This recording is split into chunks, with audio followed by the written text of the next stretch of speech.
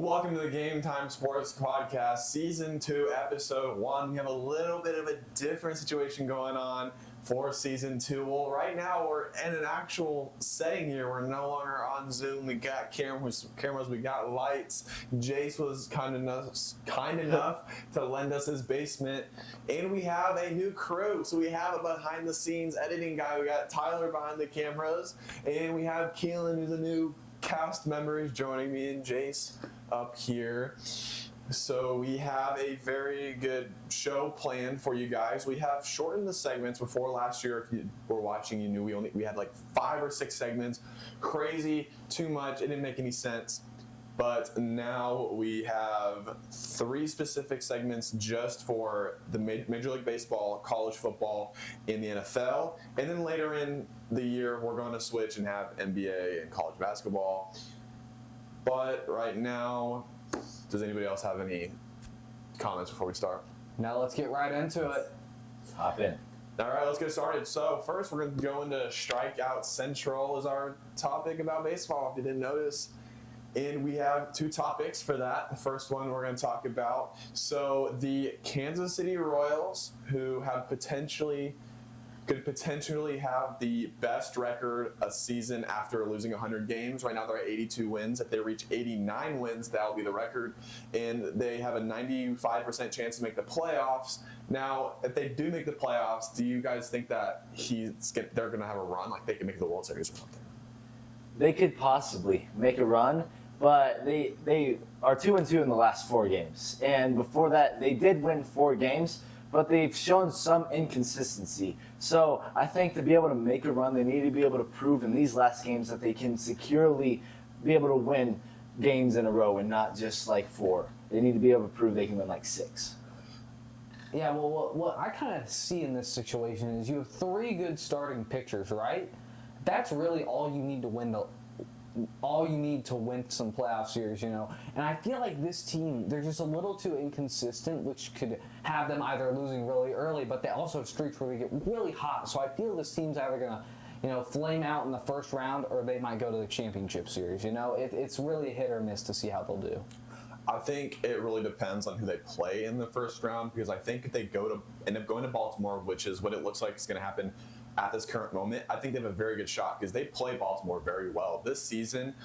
And they played them early in April, and obviously they're a better team now than they were then, but they still played them very, very well, and they lost the season series 4-2, but those games were close, and 2 of them were walk-offs from Will Smith.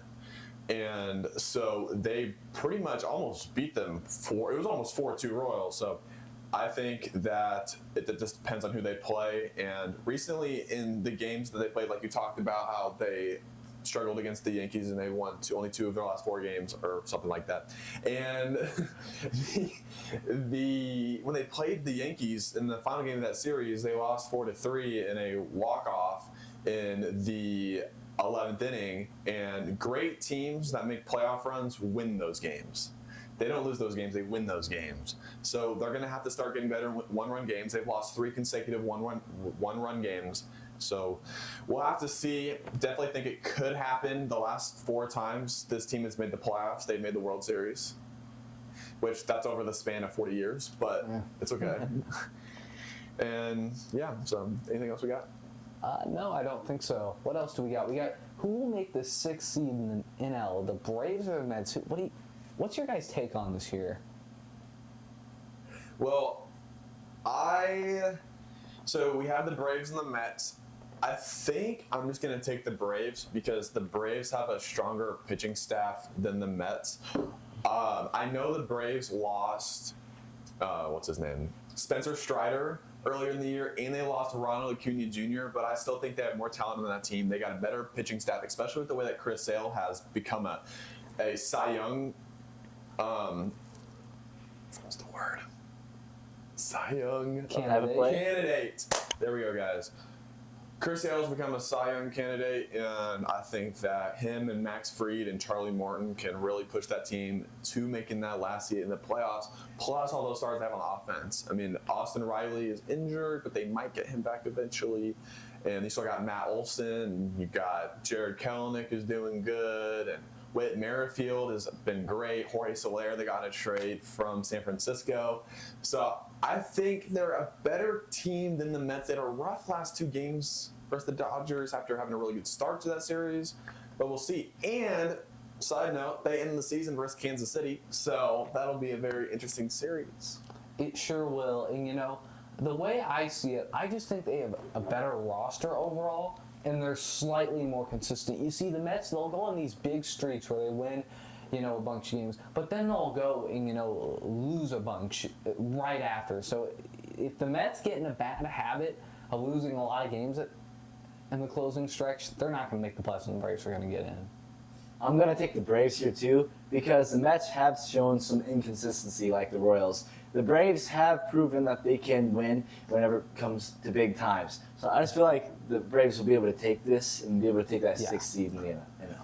Yeah, the Braves have more postseason experience with this team. I mean, they're in the playoffs every single year. The Mets were in the playoffs in 2021, and then outside of that, or 2022, 2021 or 2022, one of those years. But that year they won like 100 games and made the playoffs and lost in the first round. And besides that, they hadn't been in the playoffs since like 2015 when they went to the World Series. So the Braves have a lot more playoff experience and so we also say the Braves. I think the Braves are probably going to do it. So do we have anything left for Strikeout Central? I don't think so. I don't believe so. All right, let's move on. So collegiate conversation. That is our conversation about collegiate football, believe it or not. And so, in college football, we have some few interesting topics to discuss. First of all, Florida State. What in the world happened? Well, my grandma can throw a better football than their quarterback. That's what happened. Paid $1 million just to lose in your home stadium is absolutely crazy. 0-3 to start the season after being ranked is something I never expected. Yeah, they have a weak passing game. You see, the defense has been worse than expected. You don't expect your defense to give up over 20 points a game in the first 3 matchups if you're ranked number 10 in the country, But they've been able to stay in those games, and the offense just hasn't been able to take any opportunities. I mean, the offense is playing awful right now, and they really got to get that situated before things get really bad, despite them basically already being eliminated from the postseason, Yeah, and it's already a huge drop-off of leadership and quarterback play with Jordan Travis, obviously backing up Aaron Rodgers in New York. Yeah. And so it's just a huge, whole new thing, and I don't know what's going on. I mean, they're going to have to work on that quarterback play and the whole offense together, and you need a guy like Jordan Travis who can bring that entire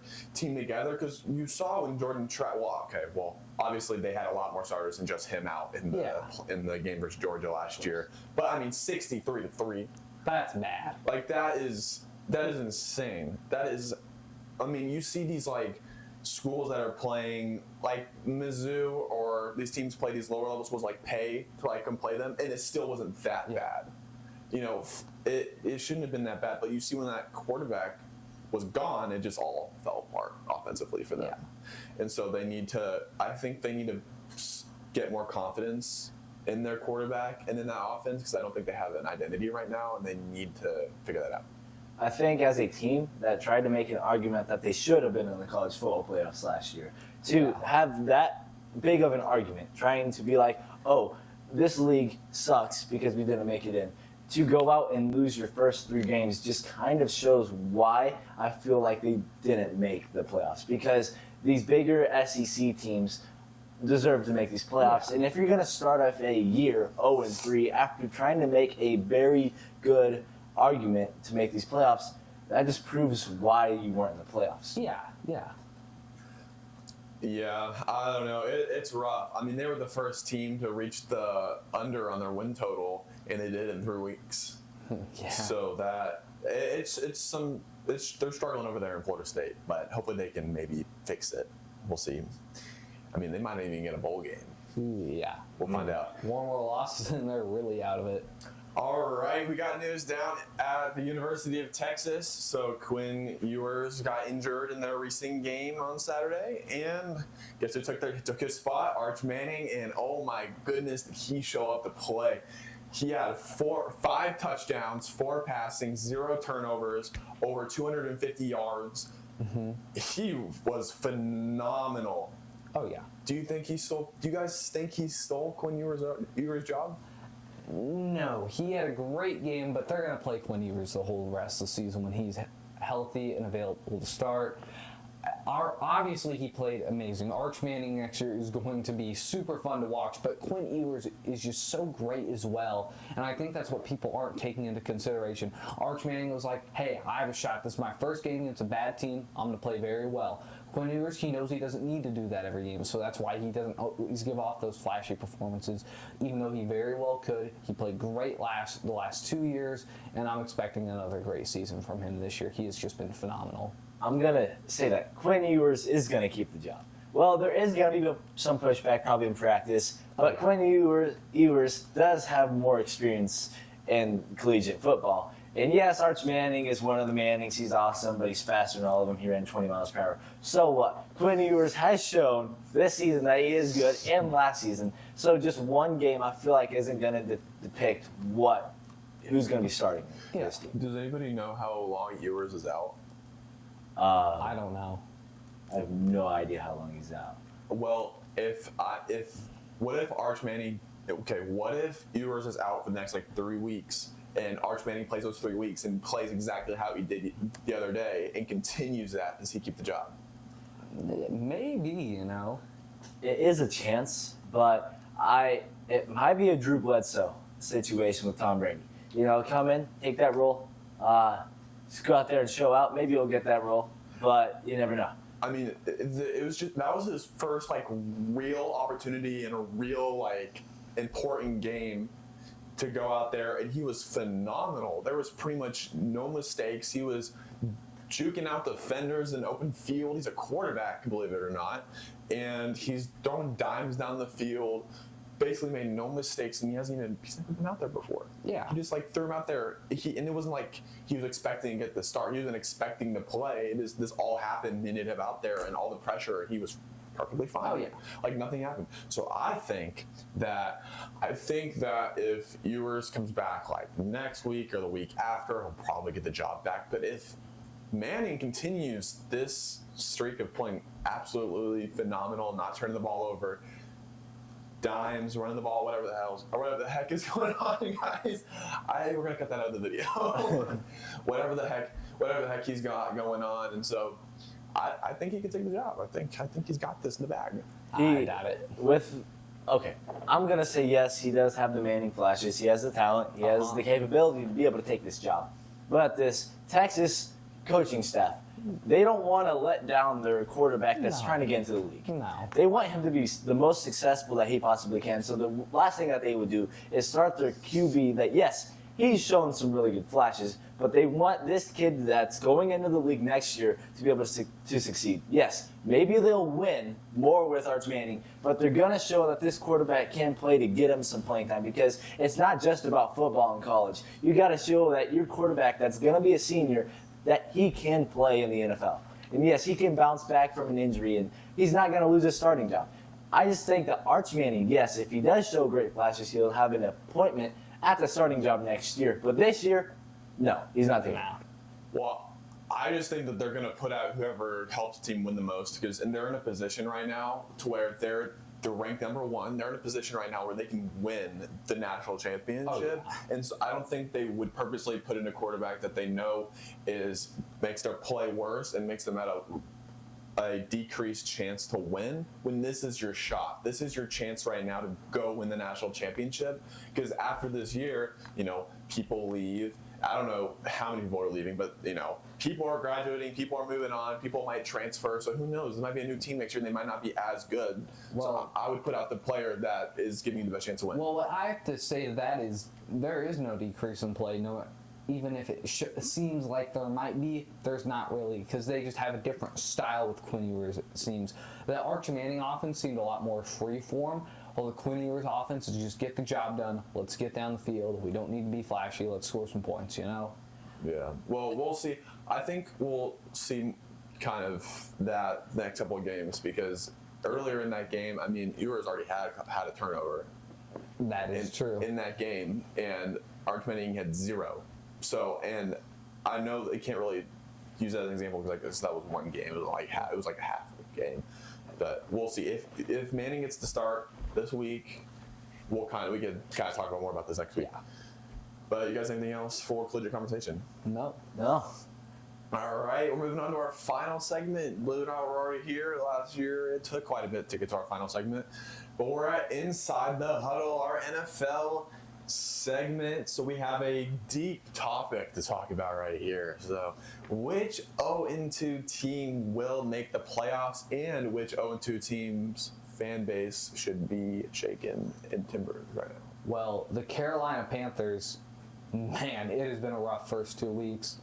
Bryce Young getting benched, and let's not try and sugarcoat it. He's going to be a bust. It's almost a guarantee at this point. Really bad starting development. And the thing about young quarterbacks in the NFL, it's very rare that if they have a bad first coach that they're ever going to be anything. Because if you don't get developed right from the get-go, you just don't know how to play in the NFL because that's your first experience, and that's always going to be engraved in your memory. And I just don't see him getting any better. I mean, this season he genuinely looks worse despite himself not looking good at all last year. And I just don't think things are going to work out. Their defense, although is not awful, I think it even got worse from last year from what we've seen. And, Derek Brown possibly being out for the season. I mean, things just look rough for them right now. And I just think that team is going to have a really rough year again. Yeah, it's very, very rough over there in Carolina. I, again, think, so with the quarterback situation, I think that one, he was in a bad situation, and he was a starter right off the bat. And I don't like it when teams do that because we never really see these quarterbacks end up being great, except for Joe Burrow. He's his own thing. Oh, yeah. But pretty much most quarterbacks that we see just starting right off the bat, it doesn't work out. No. Like Trevor Lawrence is struggling right now, and Zach Wilson obviously didn't work out. Justin Fields struggling right now. C.J. Stroud, however. C.J. Stroud is a different situation too. Yeah. He's pretty good. But That's why I kind of like Jacoby Brissett starting right now for the Patriots, Oh, just yeah. because it gives some time for Drake May to develop behind a certified veteran. But yes, the Panthers have had a lot of struggles, especially with Bryce Young. They got Miles Sanders. Thought they were going to be a little bit better, but their offense has seemed to even more deteriorate, and there was more weapons there this year. So I feel like Bryce Young had his chance in the league, had a chance that he can prove that he can win, but he so far hasn't even shown flashes that he can. yeah, I mean, I haven't even seen him play a great game. Because that's the thing with a lot of young, struggling quarterbacks. They always show flashes, at least, most of the time. Like Justin Fields, Zach Wilson. Although those guys were never really good on their teams that they were drafted by, you were always like, maybe, because they give you some incredible play or incredible performance. I'd be like, hey, this guy could really be it. But with Bryce Young, we haven't even seen that yet, so things just don't look good for him right now. Now, for the opposite of this question, I think we're all going to have the same answer once again for what 0-2 team will make the playoffs. I think we're all going to have the same answer. Who's going first? I'm going to pick a controversial pick here. I'm going Bengals. All right? I mean, yes, I think both Ravens and Bengals are going to make the playoffs. But losing to the Raiders is something that I would have never expected. I mean, losing to the Patriots is bad, but, like, the Raiders, it's just something that absolutely shocked me, especially from coming back from an AFC championship appearance and making it real close up with KC and almost beating KC. Then to lose to the Raiders is something that was on the least of my predictions for that week. So I'm just going to say that the Bengals have a better chance at winning the Super Bowl. Now I think both teams are going to make the playoffs still, but to make a run in the playoffs, I'm just going to say that the Bengals have a better chance. I get what you're saying, but yeah, I'm taking Baltimore, even though their next 3 weeks are still difficult. Dallas, Buffalo, Cincinnati. If that they could realistically be 1-4 or 0-5. I don't think that's going to happen. I would be completely shocked if it did. I'm saying we're 2-3, 3-2.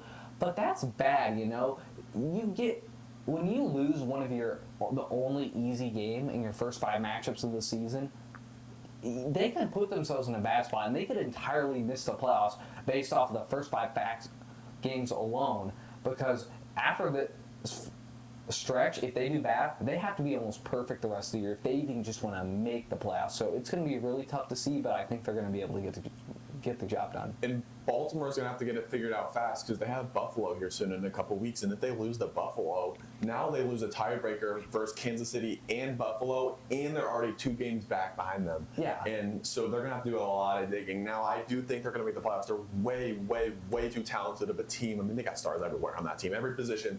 Offensive line has been pretty shaky. But with having Lamar at quarterback and the way he can move around and make plays, I think it won't be entirely that big of a problem. I mean, it's still going to be an issue, especially in like third and long and like plays like that. But I think it won't be as big of an issue if they had a different quarterback back there. But I think it's all the stars. Derrick Henry is phenomenal. They got that receiver, could be better, but Zay Flowers had a good season last year. Rashad Bateman's been making pretty good catches this year. Nelson Aguilar. I think they'll be fine at that position. And then on defense, the defense is still great. I mean, the defense has played pretty good. I mean, it was a little shaky in the fourth quarter versus the Raiders. But it is okay. They're going to figure it out. John Harbaugh knows what he's doing. He does. And that's another reason to be confident. It's John Harbaugh always figures these types of situations out. All right. So on to our last little topic of the episode. Who's going to pull off an upset in week 3? We got a lot of interesting games. Yeah. Week 3, I'm taking Falcons over Chiefs. I know some people might say it's a controversial pick, but Kirk Cousins looked very solid last week. Their offense started to get rolling. The Chiefs' defense has not been that great this year, and their offense has been very mistake-prone. And this feels like a game where the Falcons could bite and pull off an upset. To me, this feels like when the Chiefs played the Packers last year. It feels like that game to me. It feels like that's a game like they go in there and lose. Yeah. And I don't know. I mean, the Chiefs get that offense figured out. I mean, they got to stop turning the ball over. The defense will be fine. Spags has everything all figured out. The defense is still they haven't allowed 30 points in 22 or 23 consecutive games. Yeah. That's like the longest streak, I think, in the league. I mean, I'd hope. But so you stated that their defense is shaky. Well, if you're playing against the Bengals and then the Ravens, you're obviously going to let up some good points because they have a really good offense. And they have shown that they can eliminate those catches. Trent McDuffie, 4 yards against Jamar Chase. Only 4 yards allowed. He's an absolute lockdown corner. Who do the Falcons have to be able to play against him? Drake London? No, he's going to get locked down.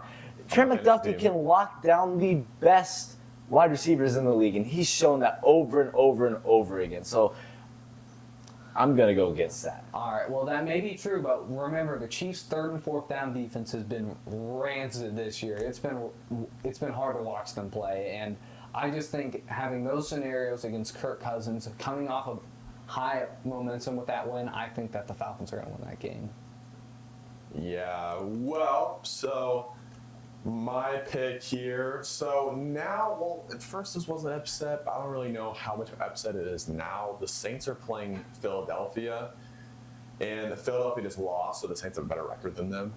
So I don't know. I don't know who's favored in that game. Is Philly favored in that game? Yeah. Yeah, well, then it is an upset. The Saints are going to go in there and dominate. They're going to win by like 30 points. They're going to score like 5 touchdowns, 6 touchdowns. They're going to run all over that defense. I don't know how improved the Philly defense is from last year, because last year was pretty awful. It was really bad. I mean, they were pretty much last in every category on defense last year. So it was pretty bad. I don't know how much better they got. So if they didn't get much better from last year, and because their secondary was atrocious, and so if it's the same as it was last year, this offense from the Saints is going to go all over. They're going to have a field day. I mean, look at how they did the Cowboys. And the Cowboys have Trayvon Diggs and Deron Bland. I mean, they the Saints are going to have a field day in Philly or wherever. No, they're playing in New Orleans, and in front of their home crowd. Yeah. So I think Philly is going to end up 1-2. All right, we got Detroit versus Arizona. I got an upset I'm choosing here. We're going Arizona. Okay, this is the hottest pick I could have picked, but I'm confident in this one. Mm-hmm. Marvin Harrison. All right. 2 touchdowns. Absolute lengthy arms. Looking like T. Higgins after reaching for that touchdown. I just feel like he can reach for more touchdowns. Reach for this guy like Buzz Lightyear. And I feel like Kyler Murray will be able to find a way to get him the ball. They'll win this game. I could see that happening too, you know. With the Lions, their secondary can be iffy at times, and that Cardinals offense has looked great in the first 2 games. It's not wild at all to say that, I don't think. I mean, they're 1 play away from being 2-0. Oh, yeah, for sure. I mean, that team really has looked good so far this year in their 2 matchups. They really have. So does anybody else have anything to say? Good. I don't. This will bring us to the end of Week 1, Season 2 of the GameTime Sports Podcast. As always, I'm Caden Simpson. I'm Keelan Svoboda. And I'm Jace Perret. And we'll catch you all next week. Peace out.